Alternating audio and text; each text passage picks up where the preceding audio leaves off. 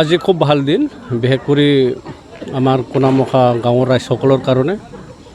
কাৰণ বহুত বছৰ এখন গাঁও এটা কমিউনিটি হলৰ যি এটা প্ৰয়োজন আছিলে তাৰ পৰা তেওঁলোকে বঞ্চিত হৈ আছিলে। তো আমাৰ চৰকাৰখনে আহি আৰু 15 ফাইনেন্স কমিশ্যনৰ দ্বাৰা যি কমিউনিটি হল আৰু কমিউনিটি হল নিৰ্মাণ কৰা হ'ল আৰু নিৰ্মাণ কৰা যিটো নেকি কমিউনিটি হল আজি ইনগ্ৰেশ্যনটো কৰা হ'ল। তো গাঁওখনৰ ৰাইজসকলে পুৰুষ মহিলা সকলো খুব মানে ফূৰ্তিত তেওঁলোকে পাইছে, কাৰণ কোনোদিন তেওঁলোকে তেনেকুৱা একটা স্কিম পোৱা নাছিলে। 15 ফাইনেন্স বুলি কোনো স্কিম তেওঁলোকে শুনা নাছিলে, বা LED স্কিম তেনেকুৱা বুলি যে আছে তেওঁলোকে মানে শুনা নাছিলে। তো এই অঞ্চলত যিসকলে নেকি আগত আচলতে চৰকাৰ আছিলে, তেওঁলোকে বিশেষ কৰি আমাৰ ৰাভা ৰাইজসকলৰ গাঁওবিলাকত উন্নতিৰ যে কথা তেওঁলোকে কেতিয়াও চিন্তা কৰা নাছিলে। তো যিহেতু UPPL দল চৰকাৰত আহিলে আৰু বিভিন্ন জাতি জনগোষ্ঠীৰ একেলগে সকলোকে মানে প্ৰগতিৰ একটা ৰাস্তা বা একটা দিশ বা ডেভেলপমেণ্টটো আমি যে কৰিম, যে কথা আমি আগত আচলতে কৈছিলোঁ, যে এই মৰ্মে আজি মানে আমি কামবিলাক মানে কৰি আছোঁ। আৰু এইকাৰণে কোনামুখা গাঁৱৰ ৰাইজত আজি মানে যি কমিউনিটি হল যি উদ্বোধন, এই উদ্বোধন আজি হৈ গ'ল। চাওক, আচলতে যিটো নেকি কি কয় কমিউনিটি হল যি উদ্বোধন, আৰু বিশেষ কৰি কমিউনিটি হলটো কিয় লাগে আৰু উন্নতিটো কেনেকুৱা হ'ব, য'ত নেকি আমাৰ ৰাইজে কমিউনিটি হলত তেওঁলোকে বহি আলোচনা বিলোচনা তেওঁলোকে কৰি যি মিটিঙে নহওক, ধৰ্মীয় মিটিঙে নহওক কিয়, ব্যৱসা বাণিজ্যে নহওক কিয়, খেতিৰ মানে কথাবিলাকে নহওক কিয়, তো এটা ভাল পৰিৱেশ তেওঁলোকে আলোচনা বিলোচনা কৰিব পালেহে মানে গাঁওখন অঞ্চলখন মানে ডেভেলপমেণ্ট হ'ব। তো এইটো কাৰণে এইটোৱে প্ৰেক্ষাপট যে মানে তেওঁলোকৰ এই অঞ্চলত বিশেষ কৰি যি ক্ষেত্ৰতে নহওক কিয় তেওঁলোকে একেলগে মানে উন্নতি যাতে হৈ আহক, আমি এইটোকে কামনা কৰোঁ। আচলতে যিটো নেকি কমিউনিটি হলৰ কথা বুলি কৈছে, ইয়াতে ষ্টুডেণ্টসকলেও তেওঁলোকে আহি আলোচনা বিলোচনা তেওঁলোকে কৰিব পাৰে।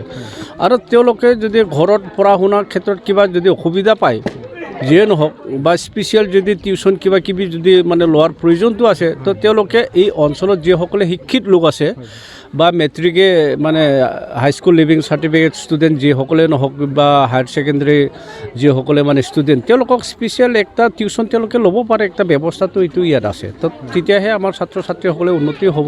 তো এই অঞ্চলত যিসকলে মানে শিক্ষক আছে আৰু যিসকলে জ্ঞানী লোক আছে, তেওঁলোকে এটা মানে স্পেচিয়েল টিউশ্যন কৰিবৰ কাৰণেও লাইব্ৰেৰী হ'লে নহওক কিয়, বা মানে কি কয় ষ্টাডি ৰুমে নহওক কিয়, এইটো তেওঁলোকে ব্যৱহাৰ কৰিব পাৰিব। কোনামুখা ৰাইজৰ কাৰণে কি আহ্বান কৰিব? নাই, এইটোকে কৈ আছোঁ আমি যে মানে কোনামুখা ৰাইজৰ কাৰণে যে আমি আজি কমিউনিটি হল এটা ইনগ্ৰেশ্যন কৰি দিলোঁ, আৰু গাঁওখনত বহুত মানে এই ধৰণৰ এই কিছু স্কিমছবিলাক মানে প্ৰয়োজনটো আছে। আৰু এইটো কাৰণে আমাৰ আই মাতৃসকল যি এই গাঁৱত বহুত মানে শিপিনী ভাল শিপিনী আছে। তো BTR চৰকাৰ ফালৰ পৰা উইভিং এণ্ড টেক্সটাইল ডিপাৰ্টমেণ্ট আছে, বা ব্ৰ'ফেডৰ পৰা আমি চেষ্টা কৰিম যে তেওঁলোকৰ কাৰণে একটা ভাল উইভিং আমি ইয়াত স্থাপন যাতে কৰিব পাৰে। তো তাত আমাৰ শিপিনীসকলে যথেষ্ট কাপোৰ কানি তেওঁলোকে বনায়, যে যথেষ্ট আৰ্থিক একটা ব্যৱস্থা, এই ব্যৱস্থাটো তেওঁলোকে ওপৰত আহিব পাৰে। আৰু ৰাস্তা ঘাটৰ ব্যৱস্থাবিলাকো ঠিক ঠাক কৰিম, আৰু মোৰ সমস্যাবিলাক আছে এটা এটাকৈ আমি যিমান পাৰোঁ এই অঞ্চলত আমি কি কয় মিনিমাইজ কৰিবৰ কাৰণে, কাম কাজ কৰিবৰ কাৰণে আমি চেষ্টাটো চলাওঁ। প্ৰথমতে মই আপোনালোকলৈ এই যি নেকি নিউজ চেনেল তেখেতলৈ মই ধন্যবাদ জ্ঞাপন কৰিছোঁ। আজি যিহেতু আমাৰ এই নলখামৰা কোনামুখা চুবাত যিটো নেকি সভাগৃহ আমাৰ হৰিচিঙা সমষ্টিৰ MCLA সঞ্জয় স্বৰ্গীয়াই ডাঙৰীয়াই যি 15 ফাইনেন্সত এটি অনুদান আগবঢ়াই পেলাই আমাৰ সভাগৃহটো সম্পূৰ্ণৰূপে সজোৱাত সহায় সহযোগ আগবঢ়ালে, তেখেতলৈ মই ধন্যবাদ জ্ঞাপন কৰিছোঁ। আৰু তেখেতে আমাক যিটো আশ্বাস দিছিলে, সেই আশ্বাসমতে আমাক এই সভাগৃহটো সজাই দিলে, তাৰ কাৰণে আমি ৰাইজৰ ফালৰ পৰা বহুত বহুত ধন্যবাদ জ্ঞাপন কৰিছোঁ। সভাগৃহৰ মাজেদি ৰাইজৰ উন্নতি কি কল্পনা কৰিছে? সভাগৃহৰ মাজেৰে আমি ৰাইজৰ উন্নতি এইটোৱে ভাবিছোঁ, যিহেতু আমাৰ এখন সমাজত আমি সকলো মহিলা আই মাতৃ তথা পুৰুষ তথা ল'ৰা ছোৱালী ছাত্ৰ ছাত্ৰী সকলোৱে এখন সমাজত বসবাস কৰি থকা হয়।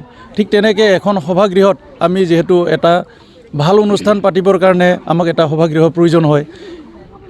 আমাৰ ল'ৰা ছোৱালীসকল যিহেতু ছাত্ৰ ছাত্ৰীসকল, তেখেতসকলক আমি এটা শিক্ষা দিবাৰ কাৰণে বা ভাল কথা কিছুমান শিকাবৰ কাৰণে আমি এখন সভা পাতিবলগীয়া হয় সেই সভাখন পাতিব লাগিলে যিহেতু আমাক এতিয়া সভাগৃহৰ প্ৰয়োজন হয় তেনে ক্ষেত্ৰত আমি যিটো সভাগৃহ পাইছোঁ সেই সভাগৃহত আমি ছাত্ৰ ছাত্ৰীসকলক তথা আই মাতৃসকলক এটা ভাল শিক্ষা দান দিবৰ কাৰণে জ্ঞান দিবৰ কাৰণে আমি এখন সভা পাতিবৰ কাৰণে যিটো আমি এই সভাগৃহটো পাইছোঁ সেইটোৰ ফালৰ পৰা আমি উপকৃত হোৱা বুলি পেলাই আমি ভাবোঁ আৰু কাক ধন্যবাদ দিব এইটোৰ ক্ষেত্ৰত মই সঞ্জয় স্বৰ্গীয়াৰী ছাৰত দেৱক ধন্যবাদ জ্ঞাপন কৰিছোঁ ভালে লাগিছে আমাৰ